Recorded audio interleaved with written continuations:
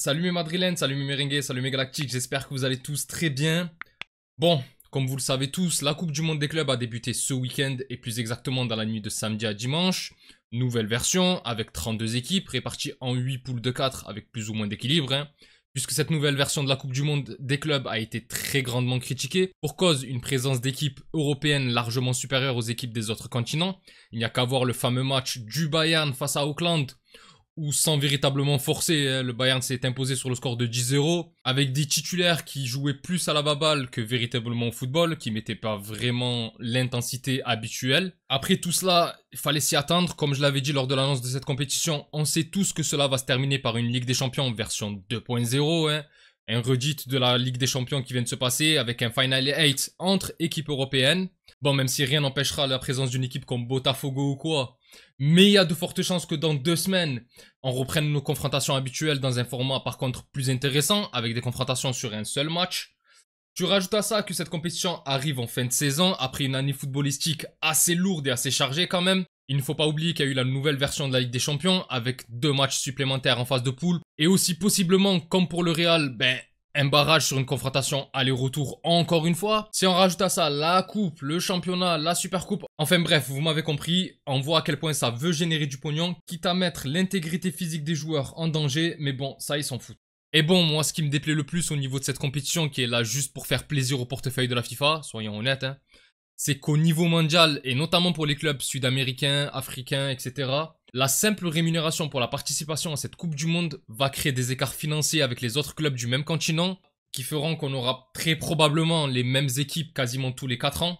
Sauf exception faite, peut-être pour les équipes saoudiennes ou quoi, qui ont assez d'argent pour rééquilibrer leur championnat, mais dans la grande majorité, je pense qu'on reverra quand même souvent les mêmes équipes. Et je trouve ça dommage parce que même si l'idée sur papier, elle est excellente, elle est même très bonne pour les clubs asiatiques, africains, américains, de pouvoir rencontrer des grosses équipes européennes. Je pense que c'est une bonne chose, je pense que c'est un plaisir pour elles de se confronter à, entre guillemets, l'élite. Je trouve que cette compétition ne sera pas forcément bénéfique pour leurs championnats respectifs et que ça risque de creuser un peu plus l'écart. Après, je peux me tromper et j'espère clairement que je me trompe. Bref, cela étant dit, vous connaissez cette chaîne, moi ce qui m'intéresse, c'est le Real Madrid, c'est pas les autres équipes, c'est pas pim pam poum, je m'en fous. Et donc ce qui m'intéresse vraiment, c'est surtout ce que le Real pourra tirer de cette compétition. Et c'est aussi pour ça que j'ai fait cette vidéo qui servira également d'avant-match express pour la rencontre de ce soir, puisque le Real Madrid va rentrer en lice ce mercredi 21h face à l'équipe saoudienne de Al Hilal. Et ça, pour dire la vérité, déjà c'est très bien, parce que j'avais aucune envie de me lever à 4h du matin pour voir des matchs de poule. Même si, attention, Al Hilal c'est loin d'être la pire équipe du monde, il y a quand même des joueurs assez intéressants. Les Malcolm, les Mitrovic, les Milinkovic-Savic, etc. Ça a quand même du ballon. Mais bon, soyons clairs. Al Hilal, Pachuca et Salzbourg, normalement, ça doit être qu'une formalité. Et le Real Madrid devrait arriver très facilement premier de ce groupe. Bref, on va se recentrer sur cette vidéo. Et bon, les avantages que le club peut en tirer de cette compétition. Bon, bien évidemment, en premier lieu, c'est l'argent. Faut pas se leurrer. Quand tu sais que tu peux prendre plus de 100 millions en passant les tours et en arrivant au bout, il ne faut pas s'attendre à ce que Tonton Pérez laisse passer ça. Quand tu sais que tu as un mercato important à faire après une saison assez difficile, même si sur la globalité tu es quand même finaliste de la Coupe du Roi, de la Supercoupe, que ton attaquant est Pichichi et soulier d'or quand même, alors que ce n'était pas gagné, ce n'est pas rien, c'est le même joueur qui était au fond du trou en première partie de saison et qui t'a permis de terminer de manière assez honorable cette saison, que tu arrives en plus de ça, deuxième du championnat, mine de rien, seulement 4 points du Barça, mais qui t'a totalement roulé dessus toute la saison. Et quart de finaliste de la Ligue des Champions, où pareil, Arsenal t'a écrasé. Déjà avec tout ça, on a vu la limite de l'effectif. Et malgré l'arrivée de Huijsen, d'Alexander Arnold et de Mastantuono de River Plate, enfin le jeune quoi, le chantier il est pas fini. Il te reste encore un latéral gauche à aller chercher, même si ça parlait beaucoup de Carreras. Il te reste très probablement des milieux à prendre. Parce que tu n'as toujours pas remplacé Toni Kroos, même s'ils veulent faire jouer Güler plus bas, ce n'est pas le même poste. Et bon, avec tout ça, on peut se dire que l'argent que peut générer cette compétition n'est pas à prendre à la légère.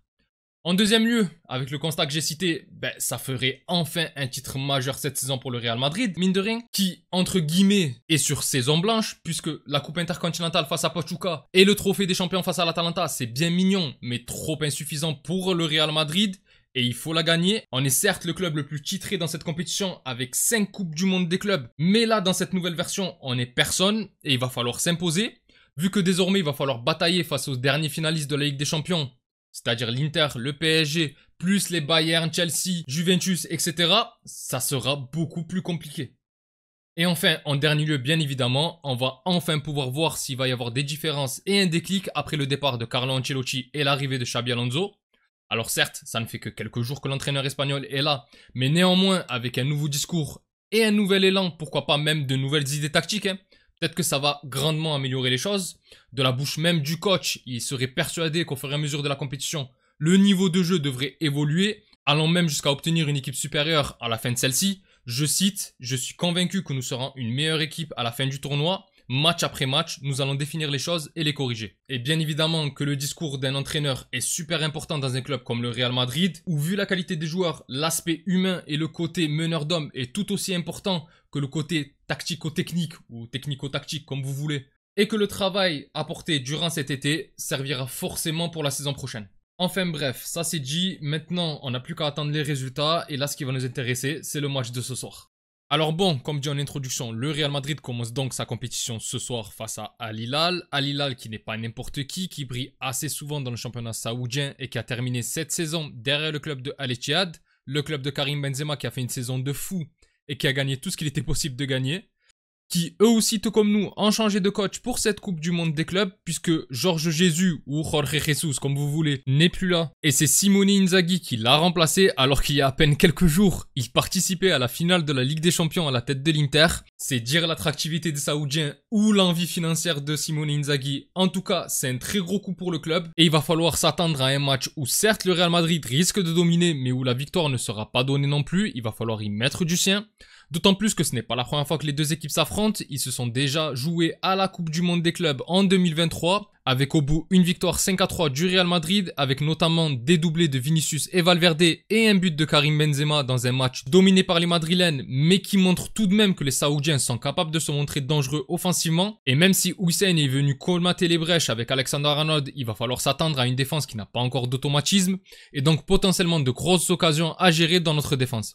Pour la partie compo probable, bon, sur ce match, il va encore y avoir pas mal d'absents, on le sait. En plus des habituels Alaba, Mendy, Kamavinga, Rudiger, etc. On aura donc Kylian Mbappé qui est fiévreux et qui ne devrait pas être aligné. Et potentiellement Vinicius qui serait incertain aussi. Même si pour le Brésilien, ça ne remet pas en cause à l'heure actuelle sa participation au match de ce soir. Et donc, on devrait repartir sur un 4-4-2 très habituel pour le moment, avec Courtois dans les buts.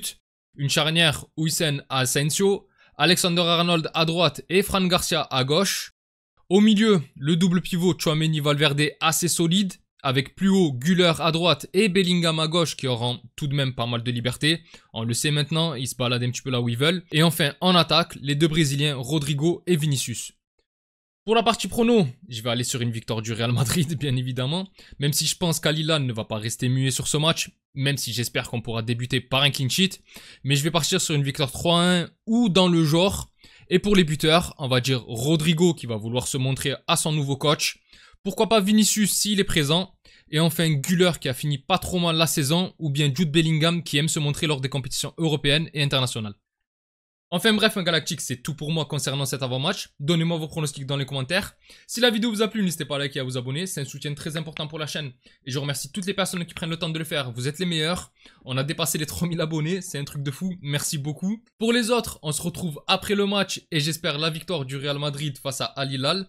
D'ici là, je vous souhaite une excellente journée. Prenez tous soin de vous. Et encore et toujours, hasta le final. Vamos Real. Salut.